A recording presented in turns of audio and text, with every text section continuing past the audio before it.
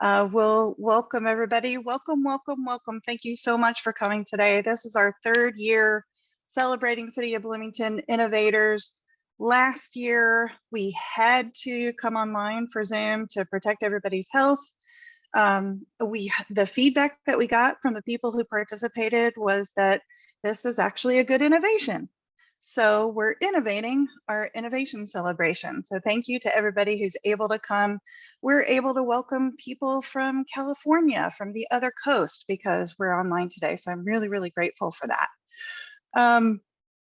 How it's going to go today. Next slide, please.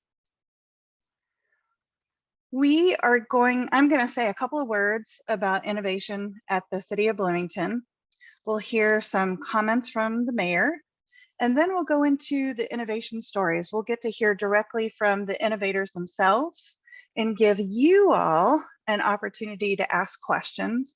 The way that we'll do that is if you'll put your question in the chat, because it's very difficult to see everybody, so we're not gonna monkey around with the raise hand function. If you'll put your question in the chat, then I will call on you for you to ask your question when the time comes. And we'll have time for about 2 or 3 questions per innovation. We are celebrating, this is a celebration, so we'll give out some awards, and then I'll give an update on 2 of the innovation training projects that we're working on, and also give you some information on how to get and stay involved. Next slide, please. A little bit of background about how all this came to be. It all started in 2016. That was the first year of our mayor's first term. He identified that it's not so easy to both do the work at hand and think about how it needs to change to address future needs. So he convened an innovation task force. They had a number of recommendations, and one of them was to establish this position of Director of Innovation. Next slide, please. As the second Director of Innovation, I worked with the mayor and the deputy mayor to identify these 3 areas of focus that you can see here: improve processes, nurture a culture of innovation, which is what we're all about here today, and preparing for the future. And click, please. Then in 2020, we had our first innovation training cohort, and they recommended that the city have an innovation toolkit, which is currently underway with help from Bloomberg Philanthropies, so that whether or not you're able to be part of the training cohort, you can have the tools to step you through the design process. One of the ideas that you'll be hearing about today is a direct result of the 2020 innovation training. However, the others are not, which just goes to show you that there are many different paths to innovation, and support is available if you need it. And whether or not you take advantage of the formal training or the consulting with me, we want your stories because they inspire others to try new things. Next slide, please.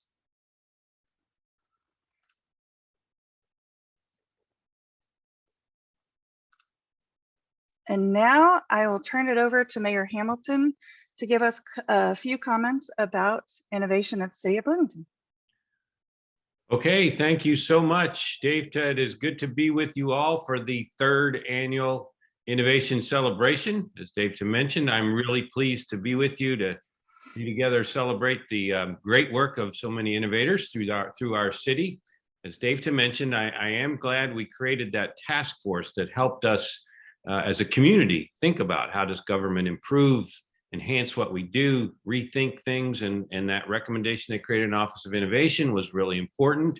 We put it into place along with many other recommendations, and since then we've seen innovation throughout City Hall with ideas, research, learning at the nexus of lots of advances. So I'm really pleased about that.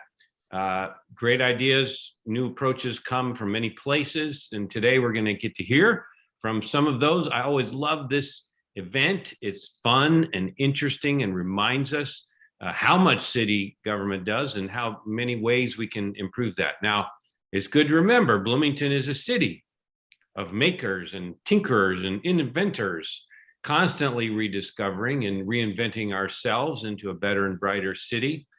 Also good to remember, it's really a tradition of innovation that dates back even beyond history, into prehistory, before we were here, before many of us today were here, our city was here.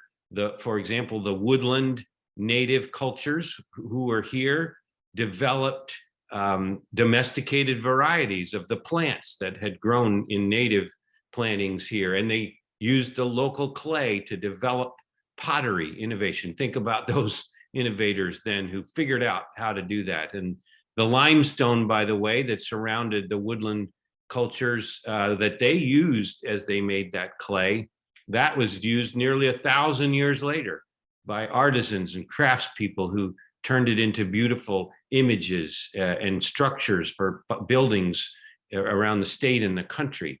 IU, Indiana, has built a lot of this limestone, and in one building on IU back last century, the IU president, President Wells, and an African-American football player, J.C. Rooster Coffee, innovated and integrated the university men's gymnasium swimming pool. Innovation and change is with us, and it's good. So this afternoon, we're going to celebrate the impact that innovators, some of them have had on our city work. I'm hoping maybe learning about those, seeing those may inspire some of you watching to free your inner engineer, your inner designer, your inner innovator to engage in more creative problem solving and take on the next idea. I want to personally thank Dave Kidd, our innovation director, who's now been with us for 3 years, has led these efforts, has led a cross-departmental team that reimagined how we deal with our city's leaves, fallen leaves, and working on a 3-year implementation plan for that. And I expect you may hear about that later. Thanks to all of you and all the city departments who have committed to the training. I know that's added often to your work and the learning from the data that we can generate. I really appreciate in particular the way we question the way things always have been done and to imagine better ways to do things.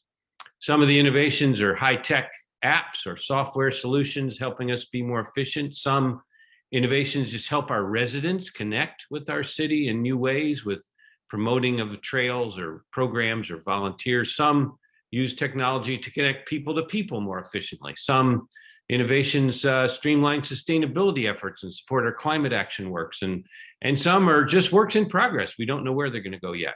I do want to particularly thank, I know we have some people from Palo Alto, California here. One of our innovations last year was a collaboration, an innovation of 2 domestic cities, Bloomington and Palo Alto, coming together as sibling cities. We may hear more about that, I think, in the near future here today. But I also just want to thank them for being here as we connect with that also in that new partnership.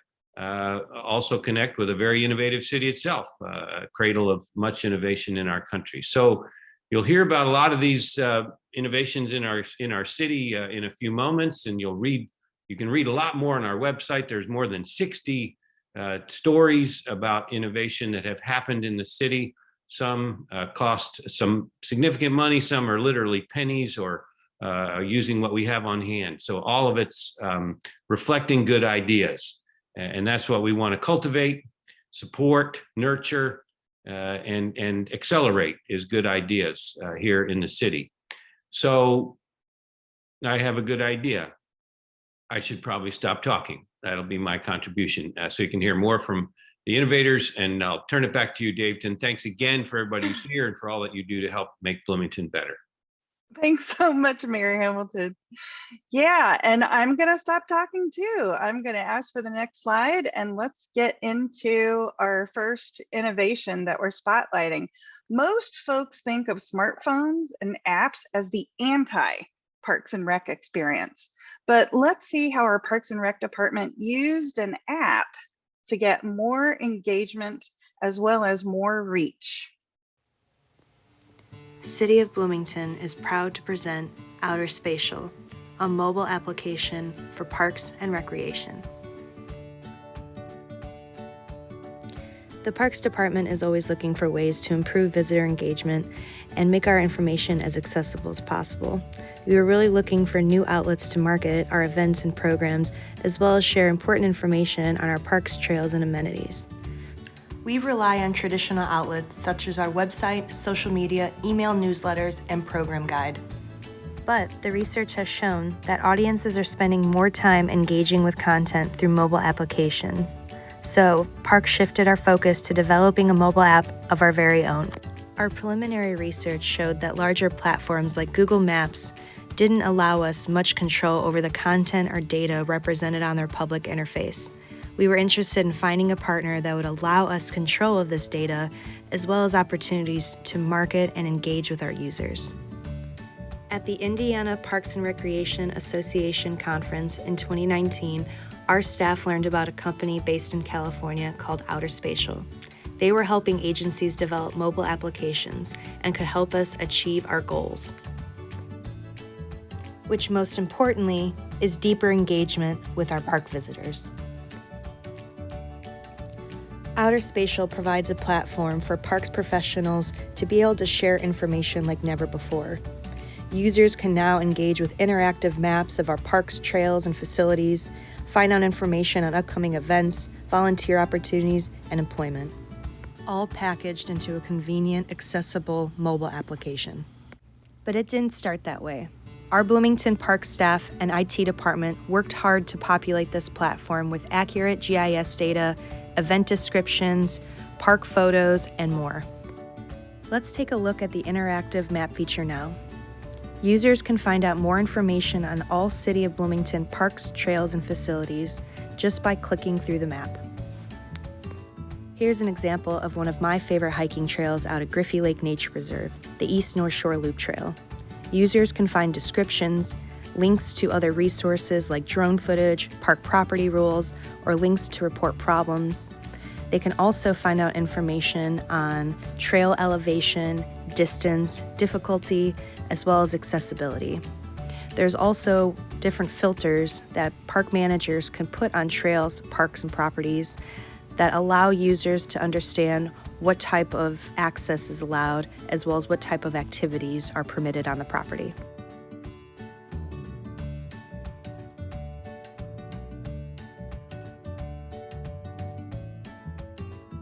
Park managers are also excited about the social feature offered on Spatial, so we can communicate things like project updates and trail closures, as well as collect feedback from community members.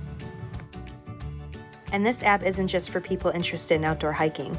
We update it regularly with upcoming community events, educational opportunities, curated hikes, and more. Let's check out some of these features now.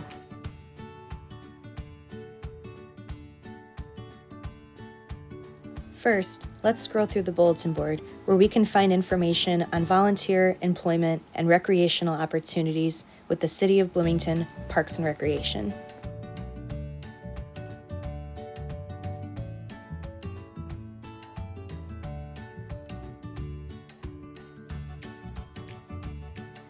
Now let's check out some experiences that list upcoming community events and educational programs offered by the City of Bloomington Parks and Recreation.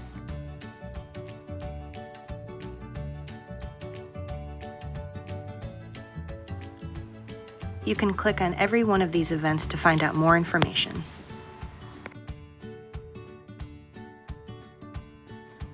Speaking of more information, we also provide articles on topics like common Indiana birds and invasive species, so our users can learn when they recreate in our parks.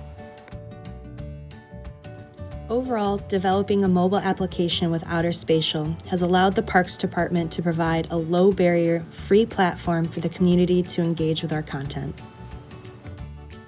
And if we haven't convinced you yet, just check out this comparison between Spatial and Google Maps. Download the free app now to join our community.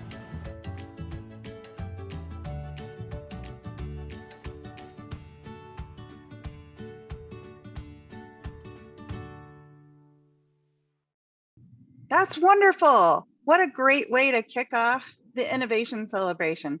I was an early adopter of the app, but I have to say that I want to use it even more now that I have seen that really professional promotional video. I'd like to invite Rebecca Swift and Max Steer to answer any questions that you may have. If you have a question, go ahead and drop it in the chat and we'll call on you to unmute and ask your question directly. I'm going to start us out with a first question. I'll prime the pump, as it were. So Rebecca, can you tell us about how people can find out about the app? I know that promoting apps is a business unto itself. Yes, and that's now that the app exists and we have a bunch of content on it.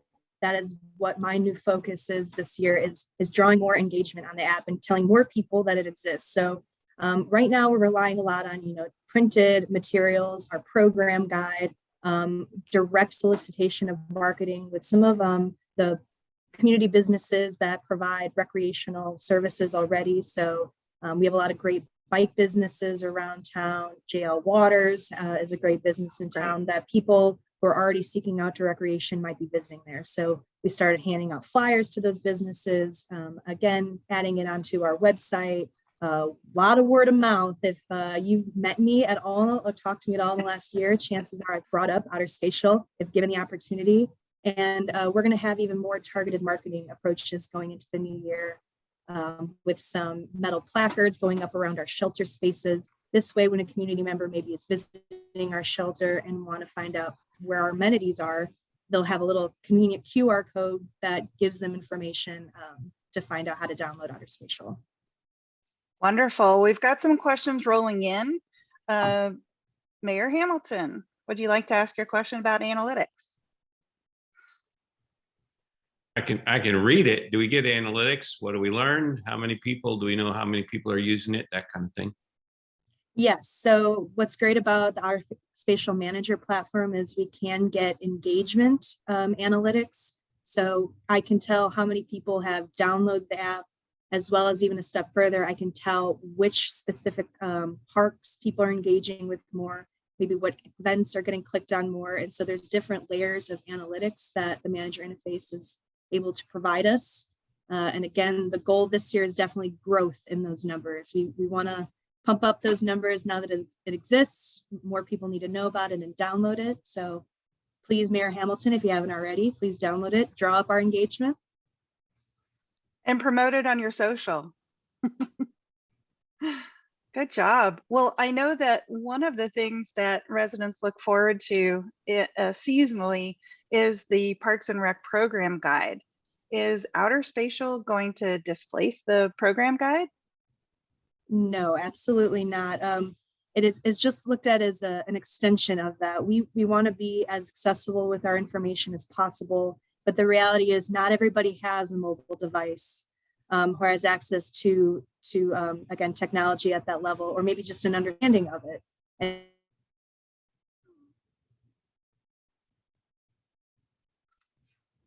oh, we've gotten her frozen. Well, I just want to thank her for her focus on equity, because it's true that not everybody has access to the internet, unfortunately, or has a device that's reliable to be able to use it. So big thanks to Rebecca and Max for your work on this. And if I can have the slides back up, please, Andrew. And our first award is Most Ingenious. And of course, it's no surprise that this award goes to Rebecca Swift, the City of Bloomington Parks and Rec Department's Natural Resource Coordinator, and Max Steer, ITS's GIS Specialist, for their work on the Outer Spatial app. Please join me in giving these folks a hand. Good work. Thanks so much. thank you. I don't know if you can hear me, but thank you. We can. Thanks, Rebecca. And next slide, please. Next up, we have a couple of innovations from Public Works. Now, Public Works folks are natural problem solvers. They've had multiple people, including their director, take part in the innovation training, and they've received a lot of different innovation awards, and this year is no exception. For their first innovation, let's step into their shoes for a moment. So imagine that you supervise a fleet of trucks that all go out in the wee hours of the morning to collect trash or recycling or yard waste. The trucks go out, they do their thing, and the trucks come back. But you have no visibility into what happens when they're on their routes, what's going well, what's not going so well. So this next video shows how Public Works, with the help of ITS, made the work of their truck routes more transparent, which helps manage operations better and gives better service to our residents. We'll play the video, please. My name is Michael Large, and this is a presentation of the Ware software recently implemented at the Sanitation Division of Public Works. Ware is a user-friendly way for us to not only track our sanitation trucks as they move about the city, as you can see in the field below on the map there, but also allows us in real time to know the completion rate of their routes on a day-to-day basis. In addition, we have the ability to work through each of the routes individually, as you can see here, in addition to seeing issues that may have arisen on their route from the day, such as skipped items due to not being out or being too close to a vehicle or curb line.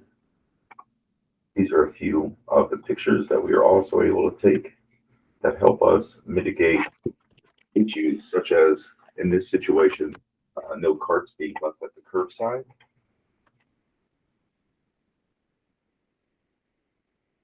Once again, no carts being left at the curbside. Or in this situation where their trash can is clearly overflowing. This gives us the ability to speak with the individual residents and let them know what was wrong and why their recycling or refuse was not collected for the day. Michael, if I can have you join me for a little bit of Q&A on Ware. You know, I'm a big fan of data analysis and visualization and using dashboards. Before we open it up for general QA, I'm curious to know about what this system is helping you understand now that you didn't before. So a big aha moment for us here at Public Works was the realization of those that truly utilize the system on a week-to-week basis and how many people are not actually putting out their trash. It was a surprise to us to find out how many people, are holding it back and only placing it at the curb line once a month, twice a month. I myself, being a city resident, utilize the service weekly, but that's not the case for a large majority of the system. And so to be able to disseminate not just who is putting out their trash and when, but the areas of the city that are utilizing the system more than others. So yeah, that's really interesting. I'm one of those who we don't put our trash out every week. So it's interesting to know how much the system is getting used. Our mayor has a question about how the system works for the sanitation staff. Is it easy for them? Do they have to input anything? Is this done by sensors? So our main concern with this is that it did not interfere with the safety of the motoring public as well as the drivers themselves while they go about their day and routes. And then also the efficiency of the route. So with that, the tablet system that is mounted in each cab of the trucks is very user-friendly, allows them a clear view of the area that's going on and what's going on around them, so they're able to still focus on the road and their jobs.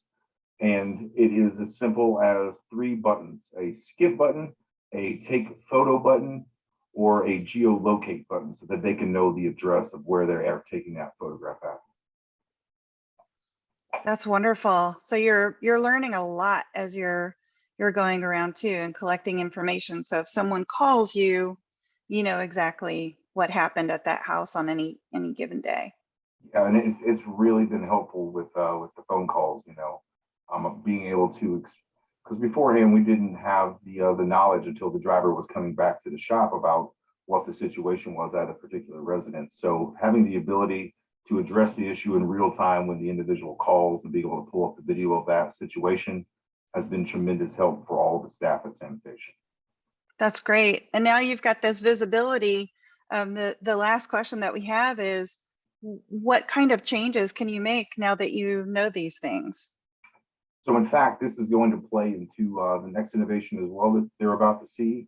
The Recollect has been acquired by Ware, which is the next one that you're about to see, and I can speak a little more to that once we see that. But the incorporation of the two sets of data collaboratively is something that we're really excited about, and being able to specifically target areas of the city through education, through recycling. I mean, there's so many options for this. And then you can go above that, and some communities even utilize the cameras to ensure that signs are in place, that their road surface doesn't have potholes, and using that to create work orders moving forward. But the possibilities for this system are endless. So we're very excited about it moving forward. That's great. Well, let's move forward to hearing about Recollect then. So before Recollect, I know that the sanitation department would answer hundreds of calls a day about what's recyclable, what isn't, why their recycling wasn't picked up, and confusing the issue even more is that the items that are recyclable change according to what our vendors will accept. So sanitation is stuck in this never-ending education campaign. And with Recollect, residents can type in the name of any material into the search box. You can see that here on the screen. And then the system tells you if it's recyclable, if it needs to go in your trash, or if it needs to go somewhere else. So let's play the video and see what else Recollect is helping us do. Michael Large again, Public Works. Today we'll talk about a little bit about Recollect, which is a recently implemented software program that allows us to touch base with residents that utilize the recycling service of Sanitation Division of Public Works. As you can see from this screen, we have a multitude of materials that, when searched in the search box on the user end, will allow them to know where their items need to go, whether it be single stream recycling, as in the case of aluminum baking tray, or the trash in the form of animal bedding and waste. This service has been instrumental in how we touch base with each and every resident for the city of Bloomington. And you can see by our ability to look into the metrics at our overall users that have touched base with this site to date, since January of 2020, December of 2020, is approximately 4,310 people. This amount grows each day, and we continue to place this website onto sanitation magnets, into any flyers and mailings, and on our website to continue to communicate to the public that this service is available. In addition to being able to check out your weekly calendar, there is also reminders that you can set so that you don't forget to place your carts at the curbside. There is a tab for sanitation special requests. This is a place where you can schedule the pickup of a large item. This is something that's been very useful, especially around move in and move out times for the city of Bloomington, since we have a huge student population. And most importantly, once again, this Waste Wizard feature, which allows us to place messaging. So when you go to the website and you enter an item to see if it's trash or recycling, you will also have the ability to place this banner here that allows us to know who's using and different messages we would like to place. This software has been instrumental, as I said, in not only communication with the public, but also placing out service delays. And as you can see from this page here, we have had multiple service delays that we have been able to push out to the greater population to ensure that they are aware of where we are based upon weather events, illnesses, and other situations that require us to postpone service for a day. That's wonderful. I love the ability to push out messages individually. That's great. And I remember, Michael, I spent just a half a day at Sanitation before Recollect was launched, and I was amazed at how many calls they received, how angry the people were because they were confused. And I'm curious about how the volume of calls and or the tone of the calls at Sanitation have changed since Recollect launched. Do you have any insight into that? Yeah, we do, in fact, Data. So since the program is brought on board, we have reduced calls by as much as 60%. On a week-to-week basis. And that, once again, has been a tool in our back pocket. So as soon as, they call and they are angry a lot of times, as you say, we have this as a tool to point them to, so that we can say, well, this was your pickup day, or this item's specifically here not recyclable, or this needs to be disposed of in other manners besides our own systems, such as large electronic, that type of thing. So it has been, it's paid for itself in the first year of operation, and we look forward to continue, like I said, to build upon this. With now we can really talk about with Routeware and with Recollect being in the same umbrella now, in the same company, we have the ability to target neighborhoods where we're seeing high levels of items that are not recyclable, so that we can put a geofence around a particular area and push that Waste Wizard banner out to only those residents. To date, of the 13,500 residents that utilize the sanitation services on a month-to-month basis, we have touched base with about 4,500 of them. So almost 40% of the residents know of this. Excuse me, I placed the link so that everyone can try it out and see what it's about for themselves there. Please share that as much as possible. We would love to get everyone on board. And more importantly, it's been a great educational tool. Because of the transient population that we have, we lose 40% of our population on an annual basis, coming and going in the form of students and, that such. So this has been a great thing. And I would like to take the chance to just thank my colleagues here in Public Works, as well as my colleagues in ITS. This could not have been done without them. As I know I stated to you early on in this, this is not a one-person show by any means. So I want to express my thanks to everyone for their help. Yeah, thank you, Michael. And it's also been a big help even in our individual households. The mayor is asking about the soiled pizza boxes. So many people in my household will say, hey, Dave, is this recyclable? And I'll go, look at that magnet on the refrigerator and go to that link. And then so they can be a little bit more self-sufficient. So wonderful, wonderful work. If we can bring up the slides again. So it's no surprise here that our Innovation Award for Best Use of Data is going to Public Works and IT for their work on Routeware and Recollect. The tendency in any organization is to do the work in front of us and not collect the data that helps us understanding how well we're doing it. Data helps us understand the quality, and visualizing it helps us tell that story to other people. So this year's Best Use of Data Award goes to the people who worked on Routeware and Recollect, both in Public Works and ITS, and this includes Rhea Carter, Director of Sanitation, Laura Haley, GIS Manager, Michael Large, who we just heard from, Public Works Special Projects Manager, Nate Nickel, Public Works Data Analyst, and Adam Wason, the Director of Public Works. So great job, team, great work. Let's give them all a hand. And next up, we have yet another Public Works innovation, this time in the Parking Services Division.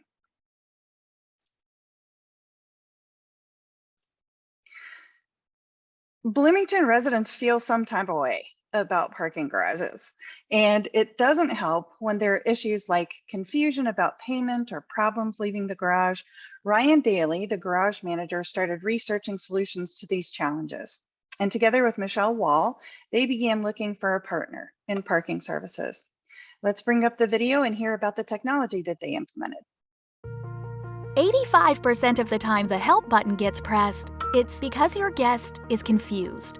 By the time they hit the help button, they're already upset. And now they're waiting for whoever is on intercom today. Your worker gets distracted.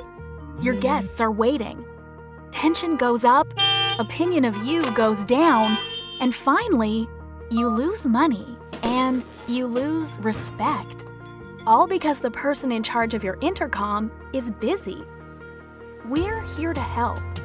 At the Parker 24/7 call center, parking intercom calls are never a distraction to us. It's all we do, and we do it fast. We resolve 99% of parking problems in less than a minute. And we answer calls with your branded experience, according to your business rules. We only focus on two things: successful payments and happy guests. No matter who operates the garage, the Parker 24/7 call center can be working for you sooner than you think, maybe even tomorrow. Plus, we can do it all with face-to-face video. And here's the best part. The Parker 24/7 call center is less than 55 cents an hour. That means if we collect one extra payment a day, Parker can pay for itself. Get rid of your intercom problems, increase your revenue, and look good doing it. Get Parker and get paid. The Parker 24/7 call center. 1 million calls and counting. Join me for some Q&A. Go ahead and put your questions in the chat. We are looking into that gray block that's appearing anytime a video comes up. So thanks for your patience and your flexibility with us. So you know the drill, plop your question into the chat if you have a question. And do we have Ryan with us? I am here. Hey, great. I'm curious. I'm wondering if you can tell us a little bit about what things were like before this new technology and what they're like now. To give you kind of a little background, the parking garages at the time that we were looking at the technology in 19, we were handling roughly 8,000 transactions per month. That's ticket transactions, and 900 monthlies per month, 24/7, excluding our holidays. The major challenges is that we had with that system that we were currently using is you saw the little janitor sweeping. That was our guy who answered the phone. And we could only answer one call at a time from 3 garages. And if it just so happens that somebody were to pull up and another person would pull up, press the button at the same time, we would be able to answer one call. The other person would have to wait in line. And unfortunately, sometimes those calls would drop and they would have to push the button again and again and again. Moreover, the staff was unable to do their duties. They weren't able to mop, they weren't able to clean, they weren't able to wash windows, they weren't able to operate heavy machinery because they had to carry around the cell phone to help the customer out. So operating heavy equipment, deep cleaning the garages, power washing, those tasks were not available unless we had double coverage. In addition, we were going to be starting to add we're going to be ripping down a garage. We're going to tear down the old 4th Street garage, build a new one. And we are also going to be adding the Trades District garage to the portfolio of our assets. So the number of calls that our staff would have gotten every day would have been simply overwhelming. Right. So now you've dramatically increased capacity and you've given them that face-to-face. Have you gotten any feedback from folks about? Most of the folks that use it are in and out of the garage. Usually between 60 seconds and 90 seconds is our time frame. That from the time the person presses the button and starts talking with an individual, they're out of there, ticket transaction handled, and questions answered. Yeah. That's quick.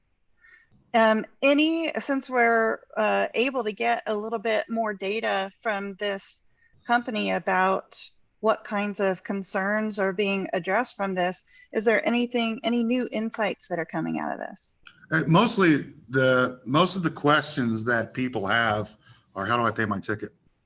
They don't understand the process. They're from out of town, or they're confused. They see the ticket, they see this fancy machine never seen before, and they press the button and somebody's able to actually sit down face to face with them, just like we're doing now. And hey, well, take your ticket, press it in. That is a good majority of our calls is, how do I process this ticket? My credit card doesn't seem to work. And they just guide them through the process and they're in and out. That's great. Do you see applications beyond use in our parking garages?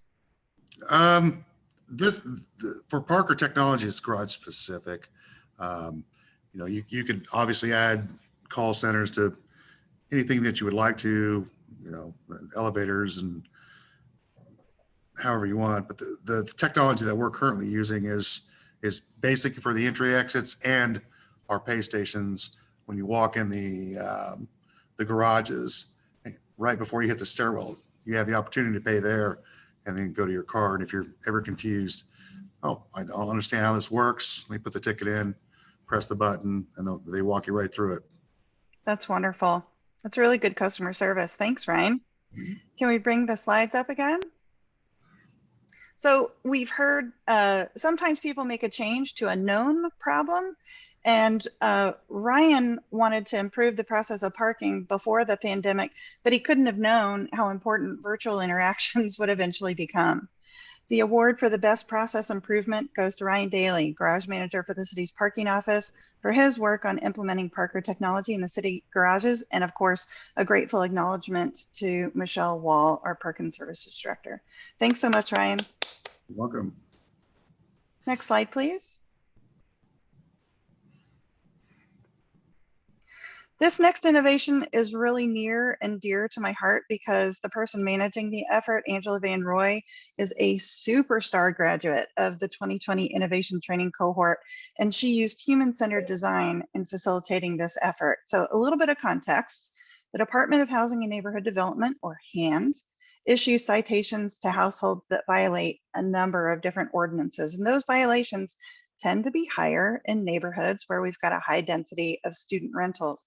On top of that, our police respond to a higher number of noise complaints in these same neighborhoods. So Angela, who's the neighborhood services program manager for HAND, led a team of stakeholders who identified 2 root causes for those higher number of violations in these neighborhoods. 1, a lack of education, and 2, a lack of connection. As we bring up the video, we'll hear about their journey. Hi, we're B-Town neighbors, and this is the B-Town Neighboring Project. This project began over a year ago when Angela Van Roy of the City of Bloomington Housing and Neighborhood Department saw a need for better communication between the city and IU students who are living off campus. As community members, they are often overlooked and discounted as being transient, temporary residents. She wants to better integrate students into their neighborhoods by setting them up for success. Angela was among the first cohort of city employees to complete their innovation training, and she decided to apply her newly acquired skills to this issue. Step 1 was to create a survey of non-student neighborhood residents, which indicated that the top 3 issues residents have with their student neighbors are trash, noise, and parking. For Step 2, Angela partnered with Dr. Mindy King, her spring 2021 students, and council member Steve Volin to develop a survey of students living in neighborhoods. Results showed that many students don't know the rules about trash, parking, and noise, and often don't know where to find them. Step 3. Enlist the help of IU officials, IU off-campus students, non-student neighborhood residents, and landlords to discuss the underlying problem and identify potential solutions. Step 4 was to partner with Professors John Rasick and Peg Feynman and their comprehensive design students at Indiana University. Students were asked to create something to educate renters and improve the relationship between college students and the community they live in. 10 groups came up with ideas spanning from community welcome events to apps. These prototypes were presented to a number of members of the community and inspired the fellowship that we all are a part of today. In late January, 5 comprehensive design students partnered with HAND to continue this initiative. Hello, I'm Zach Brokaw. My name is Romy Bell. I'm Amani Zanier. I'm Isabella Rive. I'm Lauren Reedy. And this is the B-Town Neighboring Project. Since January, we've accomplished a lot. Of the 10 prototypes from the fall semester, 1 was chosen, a student council. This student-led council would act as a resource for students in the community in regards to city rules and regulations. They would also work towards improving the relationship between student renters and their neighbors. As of now, we are in the research phase of our project. We have designed flyers, yard signs, and surveys. After partnering up with Elm Heights, we placed these flyers and yard signs along a portion of the neighborhood. You can also see these flyers at your local businesses. After a 2-week period, we hope to understand our community better. by knowing how to best communicate with them and help them with city rules and regulations. The information we get will establish how the student council would collect and administer information throughout their neighborhoods, which would help with the next step of our project. Overall, we overcame any challenges about deciding what designs we should choose with the flyers and the boards, and we also learned a lot about communication and reaching out to different companies for our fellowship and working together as a team as a whole. We're excited for the future of the project, and we thank you for being a part of it. Thank you so much. B-Town Neighboring Project, please join me for some Q&A. Apologies for the gray squares that were obscuring a lot of your wonderful, wonderful work on that video. I'll work with our digital brand manager to see what we can do to post a version of this presentation that is that doesn't include those. We'll see what we can do, but my apologies to you. I've told Angela this before, but I think that this project has the potential to transform the city. I hope that you are all really, really proud of the work that you're doing, because this could potentially break through what is sometimes a really competitive town versus gown vibe and categorization that we have.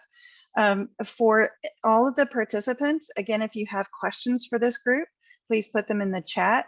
I'll kick us off with just curious about, where are you in the project? I know that this is an ongoing pilot. What are you expecting in the next year? You want me to take that one, just because bigger picture? Okay.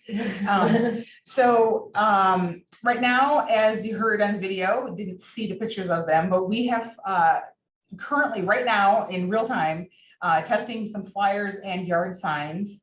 And we, in fact, are going to be going out to Elm Heights to retrieve those yard signs over the weekend. So that's coming to an end. Those were connected to surveys. And so we'll be taking a look at the surveys. We are essentially trying to get some information about how best to reach people in the neighborhoods. And by next fall, we're hoping to have a larger pilot going where we can reach out to folks in neighborhoods. There will be a component where a student group will be established to be the council that was discussed in the video, and potentially have eventually down the road multiple neighborhoods involved, where we would have student representatives in those neighborhoods who would liaise between the university and the city, and then the individual students that live in their own neighborhood.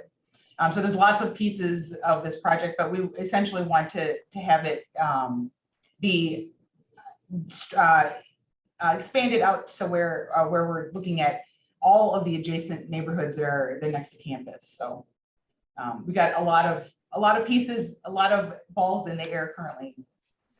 Yeah, that's wonderful. I'm curious, now that you've heard about Recollect and the route Ware, and knowing that one of the main issues is trash and recycling, does that inspire any activity or how you might leverage those platforms to get the word out?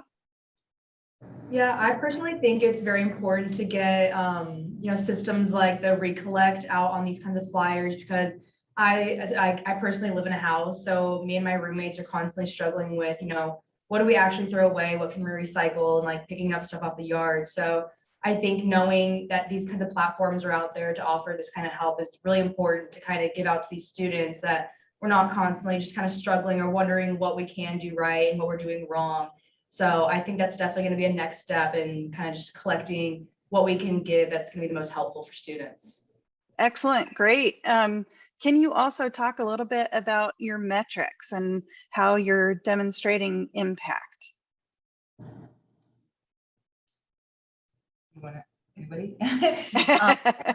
Well, yeah, it's actually very easy to measure the kinds of changes we're hoping to make, because as you had mentioned, Dave, to hand, my department actually is the one that is charged with writing violations when people don't do what they're supposed to when it comes to things like trash, keeping the yard mowed properly, weeds, things like that, and also snow removal.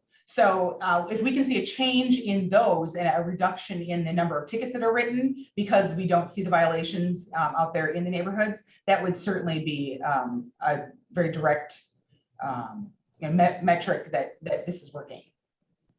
Have you worked with BPD on their on their responses to noise violations or noise complaints, or that's not part of the metrics at this time? Is not, no, we have not. I'm hoping to get with them actually, yeah, soon to work on it as well. But we just haven't. We got a lot of things going on so far. So right. Wonderful. Well, thank you all for this work. If we can bring the slides back up again. In celebration of this groundbreaking effort, the award for Best Community Connection goes to Angela Van Roy and her team of IU students. Click, please. Isabel, Romy, Zach, Lauren, and Amani for their great work on improving IU student and neighborhood relationships. And again, this is a pilot that's moving forward. The idea is the student council and closing those gaps in education and connection. So great work, everyone. And thank you so much for what you're doing for our city.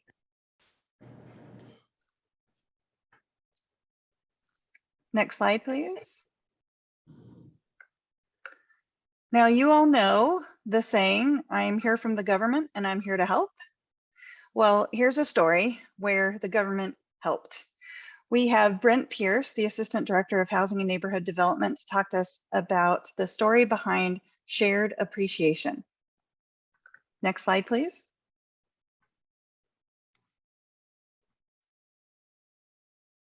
Take it away, Brent. Thank you, Dave. I seem to believe Ronald Reagan had a different opinion about that initial statement there about government being good to help. We'll just have to respectfully disagree, I think, on that position, because we are government and we are helpful. I thought I would start by describing the origin, I guess, of this idea of a shared appreciation loan for homeownership.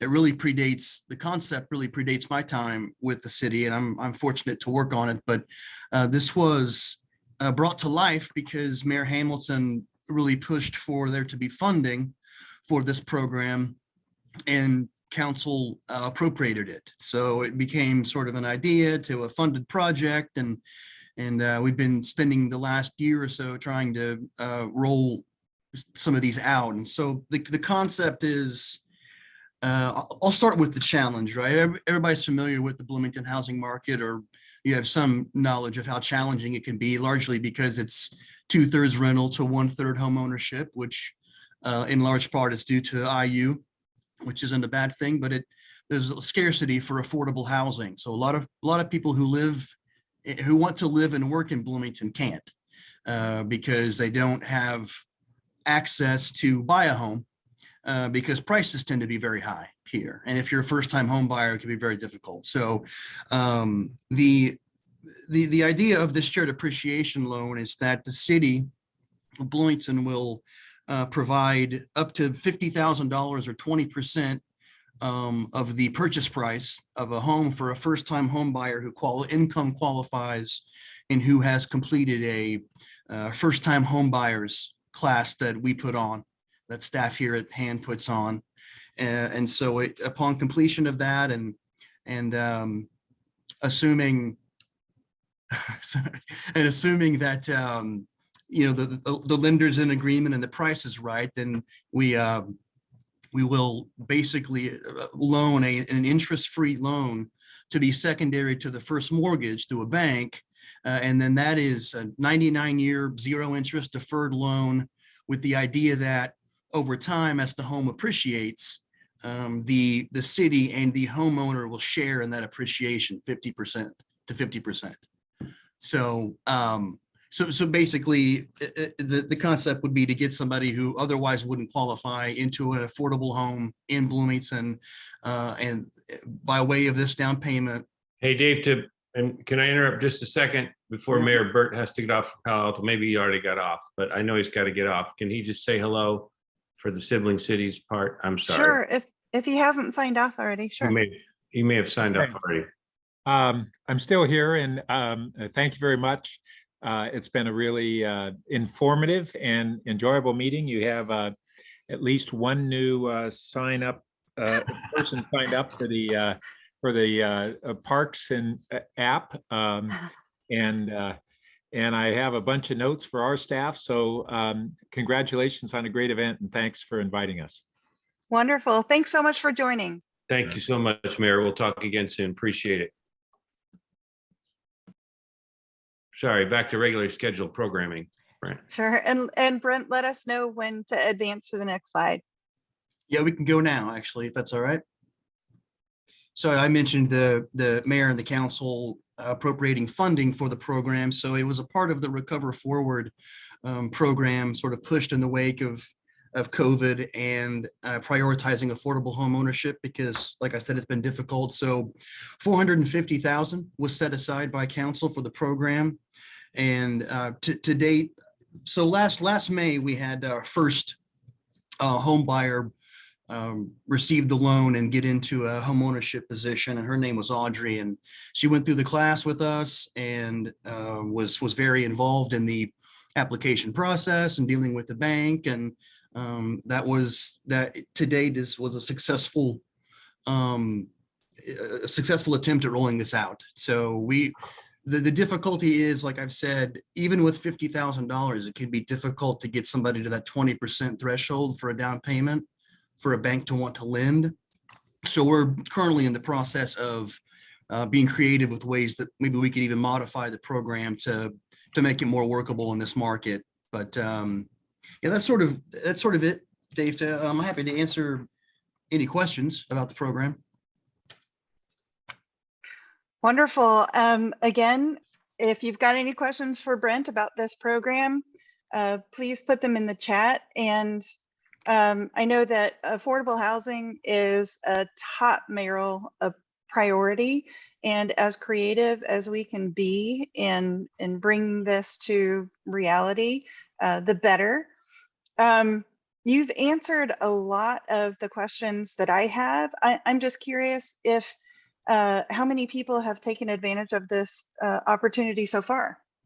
So we've done 3 of these, and thanks to the homeownership class program, we sort of have people in the queue, right? It's just that perfect alignment of the home, the right price, what they need from the program, and then working with the bank. So it can be a little tricky to put these deals together, but when I tell anybody about the idea of getting up to 50,000 for a down payment, and these are city funds, by the way, so they're more flexible than state or federal funds, and everybody's sort of like, they get wide-eyed, and they don't, it sort of seems like a lot of money to be subsidizing a home ownership, but that's part of the challenge. And the mayor has asked here about the realtors.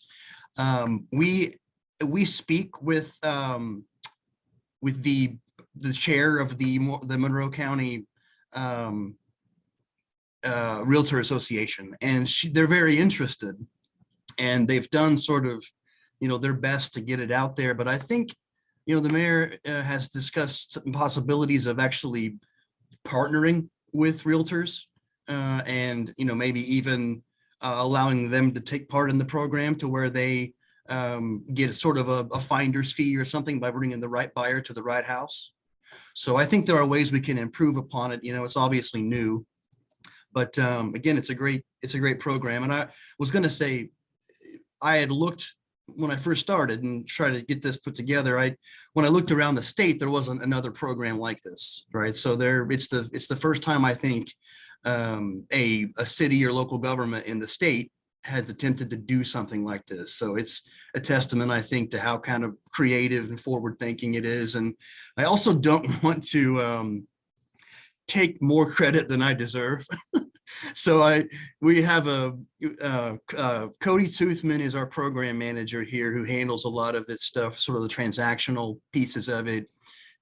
Christina Finley, who's our financial specialist, is extremely important to making sure everything looks good and working with the controller's office. And And obviously, and Director John Zodi, I think, who is on here, is obviously integral to it as well. So it's kind of cliched to say it was like a team effort, but it really is. So I know that I think my name's on this certificate, but I'm gonna have to use some whiteout. Well, we're happy to provide you with additional certificates for Cody, Christina, and for John Z, for sure. So thank you, Brent, for coming today and for narrating this through us. It's really interesting to know that there's nothing else like this in the state and that we're really leading the way for this. So if I can have the slides up again. I mentioned that affordable housing is one of our mayor's top priorities because it's a top priority for our residents, and not being able to find or afford a home is really dispiriting. So for that reason, this year's best example of compassionate innovation goes to Brent Pierce and Cody and Christina and John for work on the Shared Appreciation Program. So please join me in giving them all a hand. And thank you so much. And thank you, Dave, and all of your staff for putting this together. I think it really is great to see some of the ways that other folks in other departments are doing cool things to help out the city. So thank you. Right. Yeah, exactly. That's what this is all about. When I first came on board, I remember saying, innovation is not all about drones and robots. It can be, but not all of it is. And so these are wonderful examples of how innovation is showing up in our organization. So hopefully you are thinking, oh, I've got an innovation, and you will submit a story to us, and I'll show you how to do that at the end of this presentation. But if we can go to the next slide, then this next innovation is another first of its kind. Bloomington has two international cities, Pozoltega, I think it's pronounced, Nicaragua, and Santa Clara, Cuba. But until this year, we didn't have any formal relationships with cities in the United States. So fingers crossed, we can hear about this innovative partnership via video. My name is Vicki Vinker, and I am the founder of Sibling Cities USA. The Palo Alto Bloomington relationship is the first of what we hope will be many Sibling Cities USA relationships aimed at bridging regional divides. This effort has cross-partisan support, including from Congresswoman Anna Eshoo and Congressman Trey Hollingsworth, representing our inaugural cities. Sibling Cities USA facilitates relationships between distant U.S. cities using 3 pillars of connection: community, commerce, and civil discourse. For community, we connect residents engaged in service organizations, the arts, education, multi-faith groups, sports, and more, to get to know each other and see the tremendous talent, goodwill, and unique attributes of people all across our country. For commerce, residents will explore economic collaboration across regions to put the talents of all Americans to their best use so that all boats rise. Once we get to know each other, the civil discourse pillar will help us have respectful conversations across the miles to build understanding around issues facing our nation. There is a yearning in America today to get out of this situation we find ourselves in, where we are polarized amidst uncomfortable levels of discord and distrust. It is Sibling Cities USA's goal to help. As Napoleon Bonaparte said, there is someone wiser than any of us, and that is all of us. So, congratulations to the mayors, the leaders, and the residents of Bloomington and Palo Alto for leading the way. Wonderful. Thank you so much. Thank you, Vicki, for being such a great narrator. We took that video, or Justin created that video off of the wonderful work that you did at the launch of the Sibling City. So well done. And welcome to our event today. Thank you. Thank you for having us. We're delighted to be part of this incredible network of innovators. Great. Well, again, if anyone has any questions for this group, please let us know. But we've got a couple of questions already queued up. One is, and this is a question to any of you who are involved in this, I'm curious about what you're most looking forward to with this partnership. What do you think has the most potential? I'll let Karen or Andy answer that since you just heard a long time from me. Would one of you like to? Go ahead, Andy. And Andy, if you wouldn't mind introducing yourself as well. Oh, good idea. Andy Reed. I live in Palo Alto, and I'm thrilled to be a part of Sibling Cities USA and have had the chance to get to know my counterpart in Bloomington, Karen Howe Fernandez. So I'd say the most fun has been, sort of the unexpected ones. That is not only reaching across to Bloomington and getting to know Karen and others, but to find when I'm working with Palo Altans who are interested, and I'm talking to them, introducing the program and trying to assess enthusiasm. I'm getting to know a lot of people that I didn't know before. So that's an extra added attraction. Great. And Karen, can you answer the same question about what you're most looking forward to? Where do you see the biggest potential for impact of this project? I can tell you that there is some potential that I wasn't expecting, which is occasionally we get a call from somebody we've worked with and they're looking out for another connection. It's not something that I have even reached out to, or I just get a random call from a Bloomington organization that is looking for somebody to connect with in Palo Alto. And so I really look forward to being able to put those connections together and then see what happens, see how they create a relationship. But our third pillar gosh, now I'm not gonna be able to articulate that well because it didn't start with the first two, but our goal is ultimately to make the connections between the citizens and the businesses and get it into the context of the community and the arts and education and then the business areas. But then we look forward to moving forward to civil discourse, to actually creating really a deeper dive into conversations and really bridging the differences between our communities. And right now we're having a lot of fun finding out the similarities. And once we build those deeper relationships, we can start having those deeper conversations. And that I really look forward to that. Wonderful. Vicki, would you like to answer the same question? Sure. I am looking forward to shattering stereotypes and building friendship. And that leads to the civil discourse that Karen was just talking about. And hopefully it'll be a shining example that other cities will want to emulate and we can knit this country back together. I mean, it's, I just can't wait for the people in Palo Alto to know Bloomington the way I do, and for the people in Bloomington to know Palo Alto the way I do.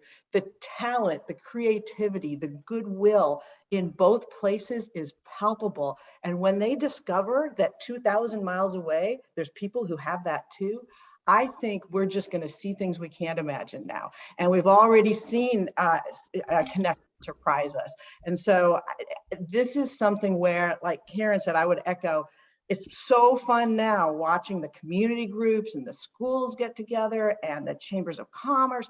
But when we get to really talking to each other and people figure out what we have in common as Americans, I just can't wait to see how that goes. Yeah, it's definitely needed in this day and age to be able to bridge those divides. So I'll ask that question again of Mayor Hamilton. What are your hopes? What's the big potential that you see for this partnership?